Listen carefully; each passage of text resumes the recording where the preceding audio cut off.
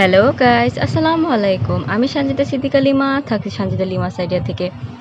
পার্টেক্সের টুকরো দিয়ে সুন্দর একটি ওয়ালমেট বানিয়ে ফেলতে পারবেন আপনারা খুব সহজেই। আমি এই পার্টেক্সের টুকরোটা দোকান থেকে সংগ্রহ করেছি, আর এই পার্টেক্সের টুকরোটার উপরে একটা সাদা কাগজ লাগিয়ে নিয়েছি আঠা দিয়ে।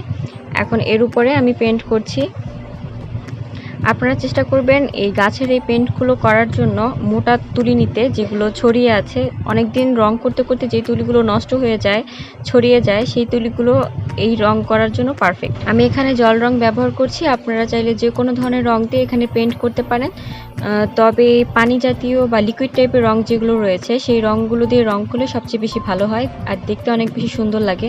আমি এখানে বসন্তকালের ছবি আর্ট করছি। কেউ যদি খালি হাতে রং করতে চান তাও করতে পারেন, আর যদি খালি হাতে রং করতে সমস্যা হয় তাহলে পেন্সিল দিয়ে আগে একটা রাফ ছবি এঁকে নিতে পারেন। যদি পেন্সিল দিয়ে আগে ছবি এঁকে নেন তাহলে সেক্ষেত্রে চেষ্টা করবেন অনেক হালকা করে রং করার, কারণ আপনি যদি জল রং ব্যবহার করেন তাহলে সেই রংটা দেখা যাবে, পেন্সিল স্কেচটা রয়ে যাবে। আর যদি অন্য কোনো রং করেন সেক্ষেত্রে অনেক বেশি সুবিধা হবে যদি এটা খুব হালকা করে করেন।